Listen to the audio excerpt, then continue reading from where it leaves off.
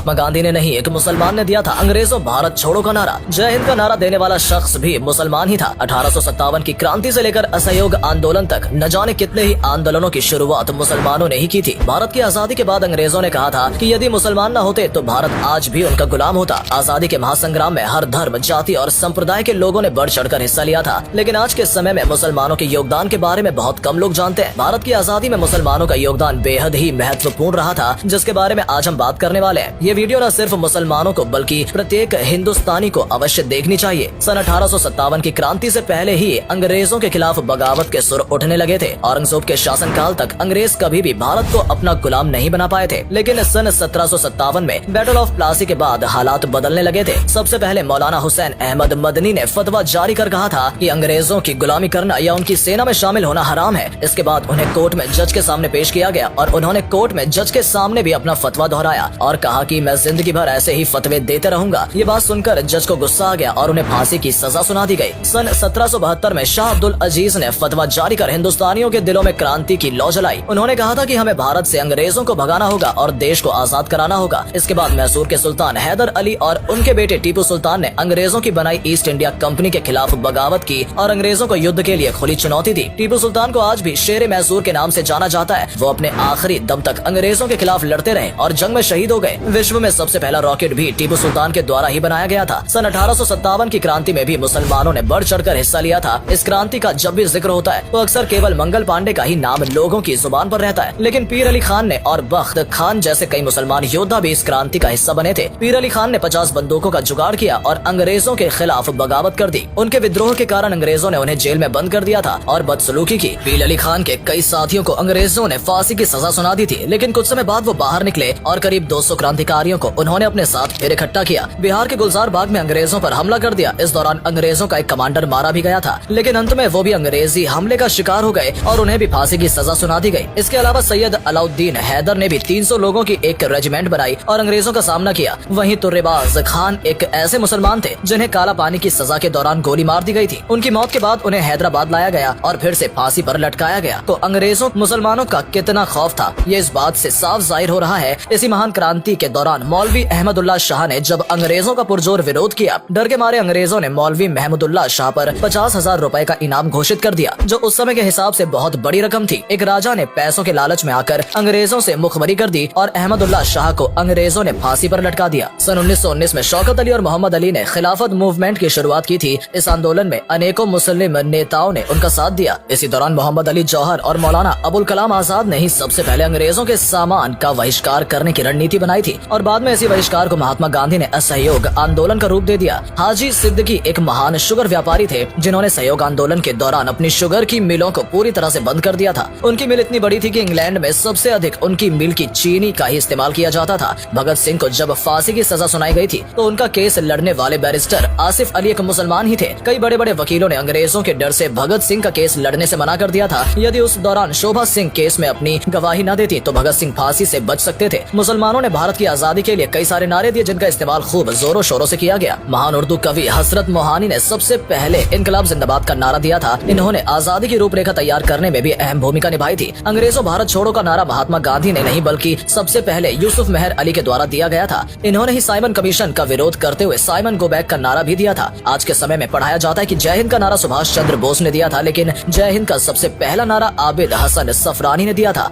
कानपुर के रहने वाले अजीमुल्ला खान ने सबसे पहले मादरे वतन भारत की जय का नारा दिया था। बाद में कुछ सांप्रदायिक लोगों ने इस नारे में माता शब्द जोड़ दिया था। अजीमुल्ला खान ने ही भारत के लिए राष्ट्रीय गीत लिखा था जिसके बोल कुछ इस प्रकार है। इसकी रूहानियत से रोशन है जग सारा, ऊपर बर्फीला पर्वत पहरेदार हमारा। इसके अलावा सारे जहां से अच्छा हिंदुस्तान हमारा जैसा शानदार गीत लिखने वाले प्रसिद्ध शायर मोहम्मद इकबाल भी एक मुसलमान ही थे। इतना ही नहीं, भारत के तिरंगे का जो स्वरूप आज हमें देखने को मिलता है उसे हैदराबाद की मुस्लिम महिला सुरैया तैयब जी ने के द्वारा तैयार किया गया था। इन्होंने पिंगली वेंकैया द्वारा डिजाइन किए गए शुरुआती तिरंगे में बदलाव कर चरखे की जगह बीच में अशोक चक्र बनाया था। सैयद शहनवाज अहमद कादरी की किताब लहू बोलता है में विस्तार से वर्णन किया गया है कि भारत की आजादी में मुसलमानों का कितना बड़ा योगदान रहा है। अंग्रेजों ने भारत के क्रांतिकारियों को सबक सिखाने के लिए काला पानी की जेल का निर्माण कराया था। इस जेल में सजा पाने वाले सबसे ज्यादा कैदी मुसलमान ही थे। बहुत से अन्य धर्म के लोगों ने इस सजा से बचने के लिए अंग्रेजी अधिकारियों को माफीनामे लिखे, उनकी गुलामी स्वीकार की और यहाँ तक की मुखबरी भी की, लेकिन मुसलमानों ने कभी भी अंग्रेजों के साथ सौदा नहीं किया। सन 1919 में रॉवलेट एक्ट के विरोध में जब जलियांवाला बाग में लोग इकट्ठा हुए थे और जनरल डायर ने वहां आकर अंधाधुंध फायरिंग शुरू कर दी थी, तो उसमें भी सैकड़ों की संख्या में मुसलमान शहीद हो गए थे। भारत की आजादी की लड़ाई में इंडियन नेशनल कांग्रेस सबसे बड़ी पार्टी के रूप में उभर कर सामने आई थी। इस पार्टी में 9 बार मुसलमान अध्यक्ष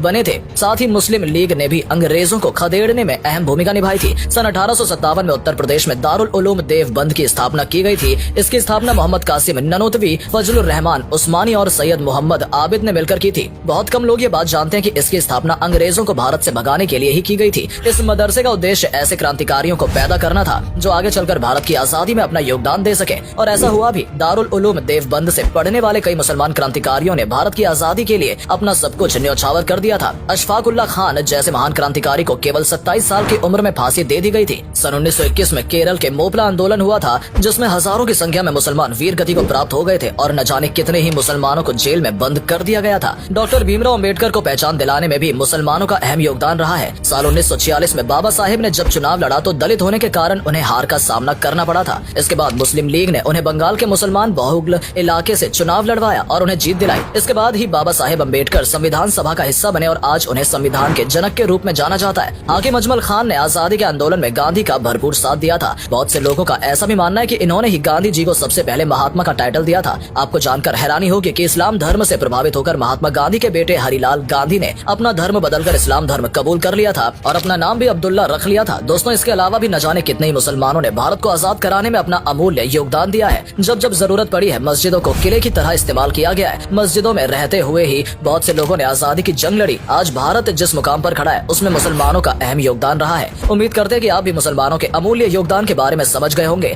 अगर आपको ये वीडियो अच्छी लगी हो और इससे कुछ नया सीखने को मिला हो तो इसे लाइक करें और अधिक से अधिक शेयर करें। आज के लिए इतना ही दोस्तों, आपसे फिर मिलेंगे एक नई वीडियो के साथ। तब तक के लिए